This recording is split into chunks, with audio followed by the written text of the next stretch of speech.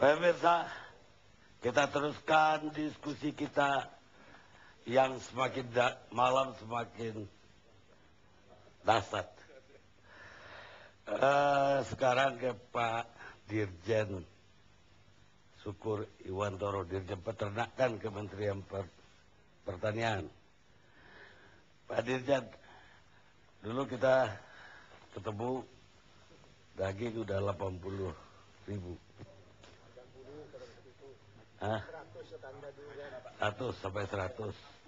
Sekarang nggak ada perubahan. Sudah turun 85 Pak. Jadi kita sama-sama ke pasar Pak. Pertanyaannya Pak, kuotanya Indoguna itu kepada siapa akhirnya dikasihkan setelah Indoguna perkara?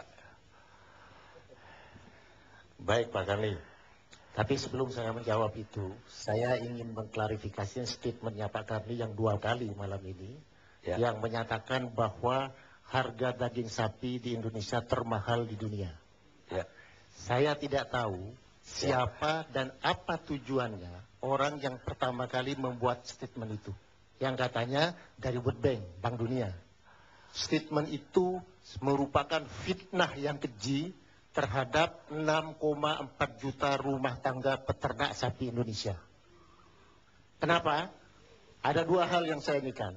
Saya tersinggung tadi soalnya. Ini menyangkut 6,4 juta. Bapak itu merupakan, kalau tidak diklarifikasikan, membuat tersinggung 6,4 juta, membuat Bapak bahagia nantinya. Saya sudah cek Pak. Saya cek, katanya kan dari sumber Bank Dunia. Saya cek ke Bank Dunia. Apa kata Bank Dunia?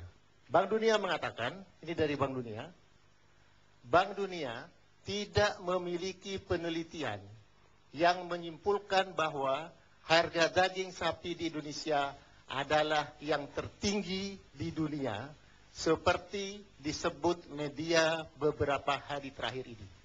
Kemudian dari websitenya Bank Dunia, inilah harga-harga ini. Ternyata dari data Bank Dunia, itu Indonesia, harga daging di Indonesia dengan yang setara dengan jenis daging secondary cut untuk semur dan sebagainya sama ininya, itu hanya lebih tinggi sedikit dari Filipina. Yang tertinggi di sini adalah Prancis, yaitu sekitar 270 kalau di kurs rupiah, 270.000 rupiah per kilogram. Yang kedua Jepang, Tokyo. Yang ketiga Singapura, Taiwan, USA, kedua Indonesia, Manila dan Thailand. Manila dan Thailand itu kenapa lebih murah dari Indonesia? Karena mereka bisa mengimpor dari India. India itu merupakan negara harga daging dunia terendah itu di dunia. Saya ngomong ini udah survei ke banyak peternak, termasuk peternak yang gede. Semuanya ngakui Pak.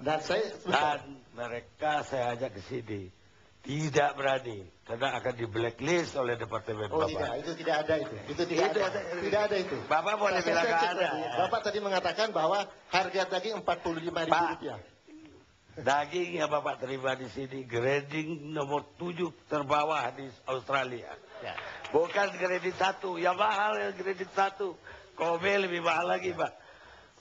Udahlah, kalau Bapak berdebat gitu kita panjang. Ya, sekarang yang mengklarifikasikan itu. Iya, tapi clear, Pak. Saya yakin petani peternak tidak tersinggung, ya tersinggung aja Bapak. Justru saya tahu peternak kok. Saya bergaul dengan peternak. Saya juga pembina peternak, Pak. Iya, Bapak pembina formil. Saya pembina peternak, Bapaknya. Saya informil, Bapak formil. Akan bilang bagus. Jadi yang jaga tempat akan bilang ini keadaan kami. Jadi 45.000 itu Pak, itu jenis daging chemical lean. Chemical lean itu singkatnya CL 85 atau 65. Itu artinya dagingnya 85%, 15%-nya itu lemak. Kalau di Indonesia harga chemical lean itu harganya ya sama antara 54 sampai 62. Itu saya klarifikasi aja Pak, dari saling informasi. Ya, oke. Saya terima pendapat Bapak. Oke. Kemudian yang kedua, bahwa kami di Kementerian Pertanian ini melaksanakan salah satu pelaksanaan tugas dari Dirjen Peternakan adalah sesuai dengan Undang-Undang Nomor 18 Tahun 2011 Pasal 76 yang mengatakan bahwa pemerintah wajib untuk melakukan pemberdayaan dan perlindungan kepada peternak dan pengusaha ternak dalam negeri. Nah, salah satu di ayat 2 disebutkan bahwa salah satu bentuk perlindungan ini adalah perlindungan terhadap tekanan harga daging sapi maupun daging impor. Nah, itulah yang kami lakukan, Pak Garni. Pada tahun 2010, 2009, 2011, harga daging Indonesia 53% diimpor, Pak. Impor 53% pada tahun itu diimpor. Akibatnya apa? Harga sapi di Indonesia itu jatuh sekali pada waktu itu. Nah, berdasarkan itu dan mengacu kepada amanah diberikan Undang-Undang Nomor 18, Undang 18 itu pasal 76, maka kami melakukan rasionalisasi impor. Itu yang dimaksud dengan kuota ya, daging. supply demand, melakukan supply demand sesuai dengan potensi yang ada, dan potensi yang ada kami data berdasarkan dari sensus BPS yang secara saintifik bisa kita pertanggungjawab bersama. Nah, tadi ada Tunggu dulu, Pak. Ya, Mas. Bapak bilang data BPS kita bisa percaya. Data BPS mengatakan ada 14 juta sapi di negeri ini. Benar? Sekarang dari 14 juta itu yang jantan berapa? Dari 14 juta, ya, itu 30% jantan. 40% yang benar 35% jantan, sisanya adalah betina. 40% jantan. Ya. Kalau kita potong separuh saja dari 40% itu, ya, kita tidak perlu impor. Jadi dari dengan impor aja harga udah segini, Pak. Jadi 14 juta itu nggak benar. Jadi gini, Pak, bisa saya jelaskan? Silakan. Ya, boleh saya jelaskan, Pak. Jadi data BPS itu tidak arti satu umur semua. Jadi BPS itu membagi berklasifikasi umur, kemudian klasifikasi jantan betina, dan seterusnya dan seterusnya. Totalnya ada 40% jantan dan 60% Ya taruh betina. yang jantan 6 juta, yang betina 8 juta, ya tahu Pak? Ya. Dari yang 4 juta, taruh yang kecil separuh 2 juta, cukup. Ya. Dari hasil hitung-hitungan kami, Pak, dari total itu berdasarkan umur dan sebagainya, untuk 2011 yang potensi bisa dipotong adalah 3 juta ekor, Pak. Bapak tahu nggak sekarang? Saya tahu, Pak. Saya kan bergaul nggak hanya dengan peternak, tapi juga dengan pedagang, dengan semua lah, kami pers. Bahwa yang terjadi sekarang, kita menuju pemusnahan sapi lokal. Kenapa? Karena semua pedagang daging nyari sapi lokal karena impor di kuota, dan akibatnya apa, Pak? Sapi betina pun dipotong. Bapak nggak tahu itu? Oh, tahu. Harusnya tahu. Saya tahu betul kenapa. Bapak tahu dong bahwa bukan begitu maksud saya. Maksud saya bukan begitu. Jadi tahunya saya adalah bahwa populasi sapi saat ini meningkat. Nah, kita dari buktikan. mana itu kan Bapak?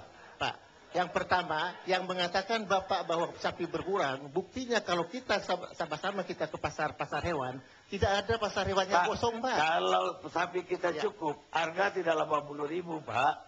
Harga stabil. Saya ingin bisa menjelaskan itu, Pak.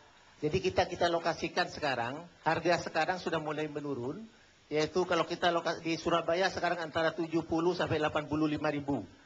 Kemudian di Jakarta sekarang, antara data yang saya dapat terakhir sekarang ini antara turun dari 90, kemudian 87.500, dan terakhir kami dapat informasi dari pelaku sekarang 85.000 di Jakarta itunya. Itu jenisnya. Jenis kita lihat kalau kita daging, jenisnya. Daging itu berjenis-jenis, ada khas gitu, ada khas asal digerikan, ada bicara tetelan itu, saya ngerti, saya kagak makan tetelan, saya daging khas, makanan saya. Tetelan itu 45, Pak. Tetelan itu 45 harganya di sini, Pak. Besok Bapak sama saya ke pasar. Boleh saya ke Ya, pasar kok. Jadi begini, Pak. Jadi mari kita tunggu. Pak. Ya, sebentar, Pak. Jadi kita pro rakyat. Jadi setelah kita ini sekarang dengan kondisi sekarang, harga di tingkat peternak sudah mulai membagus. Kemudian animo masyarakat untuk berternak itu sudah sangat baik. Gitu ya. Nah, mengenai apakah terjadi penurunan populasi, kami saat ini sudah bekerja sama dengan BPS. Nanti bulan April ini, akhir April ini akan dilakukan updating data melalui sensus dengan metodologi yang sama. Selesai pada akhir Juni. Mari kita tunggu akhir bulan Juni, apakah hipotesnya Pak Tani yang betul ataukah saya yang betul. Ya, saya Terima kasih Pak. mau ngecek aja Bapak. Bapak itu hitung sapi lewat BPS lagi atau lewat IPB?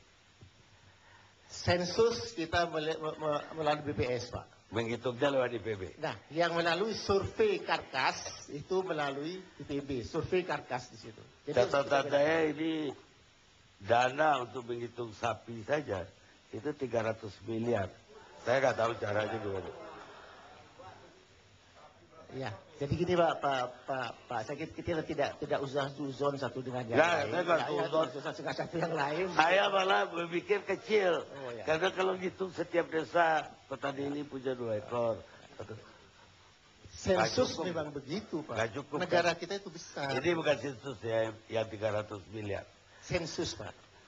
Oh, sensus. Sensus Pak. Iya. Jadi wajar kalau 300. Insya Allah Pak. Makanya nggak suzon saya, Pak. Wajar 300 miliar. Pertanyaan lain lagi, Pak. Bapak keluarin kuota. Yang terjadi kemarin kan kuota untuk Indoguna 50% dibanding kuota untuk pedagang yang lain. Yang ketangkap kemarin. Yang sekarang diperiksa KPK. Pertanyaan saya, nyatanya kuota itu diperjualbelikan.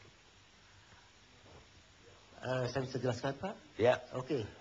Sejak tahun 2012 Pak, sejak saya menjadi dirjen 2011 itu, kami mengikuti peraturan perundangan yang sudah diatur di sana. Jadi di Undang-Undang Nomor 18 Pasal 59 disebutkan, kalau dulu 2011 itu memang semuanya Kementerian Pertanian Pak kami, sama Dirjen Peternakan. Kemudian masuki 2012 kita mengikuti peraturan undang yang ada, yaitu sudah apa? SPI surat persetujuan impor itu dikeluarkan oleh perdagangan, kemudian surat rekomendasi itu dikeluarkan oleh Kementerian Pertanian. Itu pertama. Jadi pasal 59. Kemudian di Permentan 50 tahun 2011 disebutkan bahwa penetapan alokasi daging nasional dari setiap tahun itu ditetapkan melalui rapat koordinasi terbatas di Menko Ekonomi yang dihadiri oleh menteri-menteri terkait yang dipimpin oleh Menko Ekonomi di situ. Nah, kemudian berdasarkan hasil dari keputusan Rakortas itu, kemudian dibagi di situ berapa persen yang untuk sapi bakalan, berapa persen yang untuk daging beku di situ.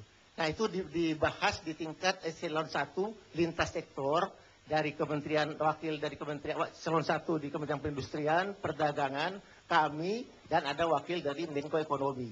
Nah, dari situ kemudian dibuatlah untuk impor daging itu hanya diperuntukkan untuk 2 tujuan. Yang pertama untuk industri, yang kedua untuk horeca. Untuk industri itu yang menetapkan perusahaan itu adalah Kementerian Perindustrian. Kemudian dari Kementerian Perindustrian itu dikirim kepada kami, kemudian berdasarkan itulah ditulislah rekomendasi oleh kita, kemudian dikirim ke Kementerian Perdagangan untuk dikeluarkan SPI-nya. Sementara untuk horeca itu dibahas lintas sektor eselon 2 dengan direktur, yaitu dari kami, dari Perdagangan, Perindustrian, dari Menko Ekonomi juga. Nah, hasil kesepakatan itu per perusahaan, kemudian dapat berapa dan sebagainya, barulah dikirimkan kepada kami.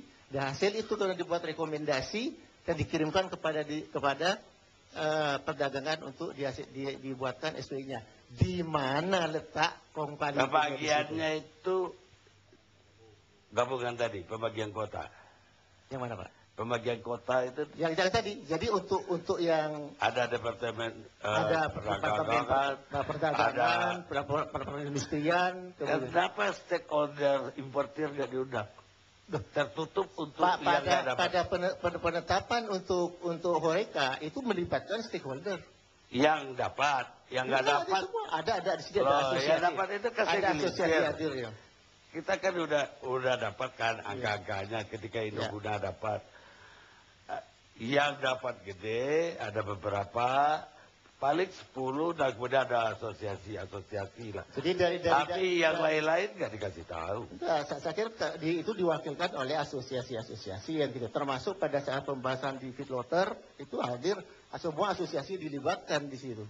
Dan pada saat Kementerian Perindustrian mengatakan untuk kebutuhan industri ini, itu berbicara dengan asosiasi-asosiasi. Pertanyaan saya terakhir, Pak. Kenapa dalam 3 bulan ini atau sejak kasus Indoguna kebongkar, tidak ada upaya menurunkan harga daging? Kalau bawang putih tadi kan udah jelas. Dibuka kerannya hari ini. Walaupun akibatnya saya bilang ini akan hancur para importirnya telat. Yang berani ini yang gambling. Bisa saya yang jawab, nggak gambling. Bisa saya jawab? Apa yang Bapak lakukan? Jadi beberapa langkah terobosan kita bersama-sama dengan kementerian terkait.